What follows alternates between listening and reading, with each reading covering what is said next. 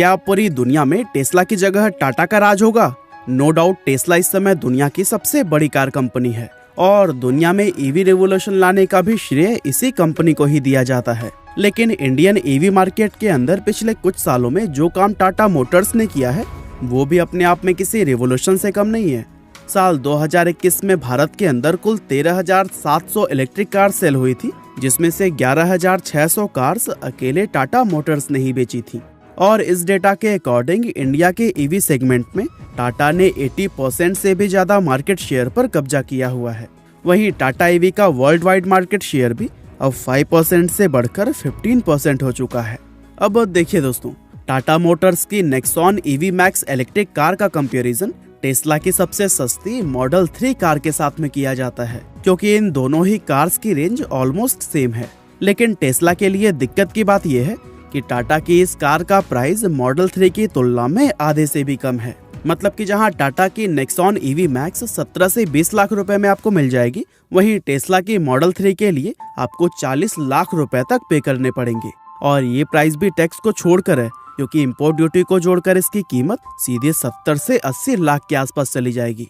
और तो और टाटा मोटर्स का लक्ष्य साल 2025 तक इंडियन मार्केट में 10 नई इलेक्ट्रिक कार्स लॉन्च करने का है, जिसमें कि उनकी मोस्ट अवेटेड टाटा कर्व 2024 में और टाटा अवेन्या 2025 में लॉन्च की जाएगी। यानी कि टाटा ने अब पूरी तैयारी कर ली है कि वो इंडियन ईवी मार्केट के अंदर किसी भी देशी या फिर विदेशी कंपनी को कोई जगह नहीं देने वाले। अब दोस्तों, ऐसे में सवाल ये उठता है कि एक तरफ जहां टेस्ला जैसी बड़ी कंपनी भी अपनी कार्स की कॉस्ट को कम नहीं कर पा रही, वहीं टाटा मोटर्स इतनी कम कीमत में इस तरह की शानदार और एडवांस इलेक्ट्रिक कार्स आखिर बना कैसे रही है, और इंडियन ईवी मार्केट में टाटा की इस जबरदस्त सक्सेस का राज क्या है।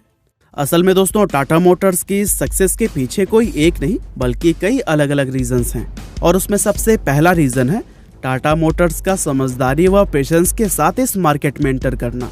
एक्चुअली जब भी कोई कार कंपनी ईवी सेगमेंट में एंटर करती है तो फिर उसे डिजाइन, रिसर्च और असेंबली लाइन से लेकर अपना पूरा मैन्युफैक्चरिंग सेटअप जीरो से बिल्ड करना पड़ता है, और इन सभी चीजों को एक बड़े लेवल पर करने के लिए बिलियंस ऑफ डॉलर्स खर्च हो जाते हैं। अब टाटा मोटर्स को ये बात बहुत अच्छी तरह से मालूम थी कि अगर उन्होंने एकदम से ये पूरा सेटअप बनाने में अपना पैसा इन्वेस्ट कर दिया तो फिर इससे ना सिर्फ उनकी कार की कॉस्ट बढ़ेगी बल्कि इसमें रिस्क फैक्टर भी बहुत ज्यादा हाई हो जाएगा, क्योंकि उस समय इंडियन मार्केट ईवीज के लिए बिल्कुल नहीं थी। ऐसे में उन्होंने एक नई मैन्युफैक्चरिंग यूनिट सेटअप करने की जगह पर अपनी मौजूदा फैक्ट्री की खाली पड़ी जगह को यूज करने का फैसला किया, और वहां पर टाटा ने अपने इंजीनियर्स को इलेक्ट्रिक कार्स बिल्ड करने के काम पर लगा दिया। हालांकि इस तरह से वो एक दिन में मैक्सिमम 8 से 10 कार से बना पाते थे, लेकिन इस स्ट्रैटेजी से उनकी मार्केट टेस्टिंग बहुत कम पैसों और बिना किसी रिस्क के पूरी हो गई। और फिर जैसे जैसे उन्हें मार्केट से रिस्पांस मिला, उसी हिसाब से वे धीरे धीरे अपनी ईवी यूनिट को बड़ा करते गए। इसके अलावा टाटा मोटर्स का टाटा ग्रुप की दूसरी कंपनीज के साथ में कोलैबोरेशन करना भी इसकी सबसे अहम स्ट्रैटेजीज में से एक रही थी, जहां टाटा मोटर्स ने अपनी इस स्ट्रैटेजी को मार्वल सिनेमैटिक यूनिवर्स की तरह ही टाटा यूनिवर्स का नाम दिया था। असल में ईवी एक ऐसी इंडस्ट्री है जिसमें कंपनी को बैटरी से लेकर चार्जिंग स्टेशंस बिल्ड करने तक सारे काम खुद ही करने पड़ते हैं। अब चूंकि कोई भी कंपनी सभी कामों में एक्सपर्ट नहीं होती है, ऐसे में ये सब काम करने में न सिर्फ कंपनी का अच्छा खासा टाइम बर्बाद होता है, बल्कि इन सभी प्रोसेस में बहुत सारा एक्स्ट्रा पैसा भी खर्च हो जाता है। ऐसे में टाटा मोटर्स ने किया क्या कि उन्होंने ये सारे काम खुद करने की जगह पर अलग अलग काम टाटा ग्रुप की ही उन अलग अलग कंपनीज को सौंप दिए जिन कंपनीज की इन कामों में एक्सपर्टीज है। फॉर एग्जाम्पल, टाटा मोटर्स ने चार्जिंग स्टेशन बनाने का काम टाटा पावर को, सॉफ्टवेयर का काम टीसीएस को और बैटरी बिल्ड करने का काम टाटा केमिकल्स को सौंपा हुआ है। और इस स्ट्रैटेजी की वजह से न सिर्फ टाटा मोटर्स के ईवी सेगमेंट का हर एक काम समय से पहले पूरा होता है, बल्कि साथ ही किसी भी चीज में उनका एक्स्ट्रा पैसा भी खर्च नहीं होता। और यही वजह है कि पूरी दुनिया के अंदर जितनी सस्ती इलेक्ट्रिक कार टाटा मोटर्स बना रही है, उतनी सस्ती और दूसरी कोई भी कंपनी नहीं बना पा रही। इसके अलावा टाटा मोटर्स ने मार्केट और कस्टमर की नीड को समझने में भी बहुत मेहनत से काम किया है, और ये उनके इस सफलता की तीसरी अहम वजह है। दरअसल टाटा मोटर्स को आज ये मालूम है कि इंडियन कस्टमर एक इलेक्ट्रिक कार के अंदर क्या क्या चाहता है और क्या नहीं चाहता। ऐसे में वो बिना किसी फालतू के फैंसी फीचर्स को ऐड किए बिना सिर्फ कस्टमर की नीड के अकॉर्डिंग सिंपल ईवीज बनाने पर अपना फोकस रखते हैं। और इसीलिए आज इंडियन कस्टमर्स टाटा मोटर्स की ईवीज को सबसे ज्यादा पसंद कर रहे हैं। अब दोस्तों, टाटा के इन स्ट्रैटेजीज को देखते हुए शायद ही टेस्ला भारत में आना चाहेगी, और मान लीजिए कि आ भी जाती है तो फिर उनके यहाँ पर सफल होने के चांसेस लगभग ना के बराबर होंगे।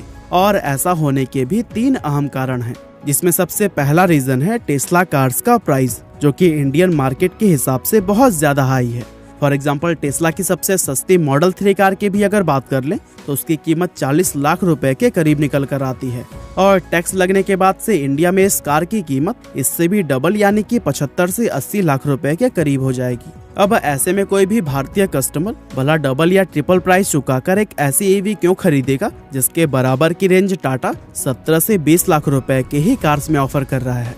इसके अलावा टेस्ला का भारत में फेल होने का दूसरा रीजन है चार्जिंग स्टेशंस, जिन्हें कि इंडिया में बिल्ड करना किसी भी कंपनी के लिए एक बहुत बड़ा चैलेंज होगा। असल में हमारा भारत एक बहुत बड़ा देश है, जहां ईवीज के लिए चार्जिंग स्टेशंस बिल्ड करना हद से ज्यादा टाइम कंज्यूमिंग और हाई कॉस्ट प्रोसेस है। ऐसे में टेस्ला ही क्या, दुनिया के किसी भी कंपनी के लिए ये काम करना बहुत ज्यादा मुश्किल होगा। और दोस्तों, अंत में टेस्ला के फेल होने का रीजन है इंडिया के रोड्स और ट्रैफिक। असल में टेस्ला कार्स को अमेरिका के रोड्स और वहाँ के ट्रैफिक कंडीशन के हिसाब से बनाया गया है। अब हमारे इंडियन रोड्स अमेरिका के रोड्स से कितने अलग हैं, ये बात आपको बताने की जरूरत नहीं है। ऐसे में टेस्ला, जो कि खास तौर से अपने ऑटो पायलट मोड जैसे फीचर्स के लिए जानी जाती है, भारत में कोई भी कस्टमर इन फीचर्स का यूज नहीं कर पाएगा। और जब ये स्पेशल फीचर से किसी काम के नहीं होंगे तो भला कोई टेस्ला का कार क्यों खरीदेगा। अब वैसे भी टाटा के डेडिकेशन को देखते हुए तो लगता है कि टेस्ला के सामने ये नौबत आएगी ही नहीं, क्योंकि टेस्ला के इंडियन मार्केट में एंटर करने के चांसेस अब लगभग ना के बराबर नजर आते हैं। और हमारी भारतीय सरकार भी भारतीय कंपनियों को ही सपोर्ट करती हुई दिखाई दे रही है।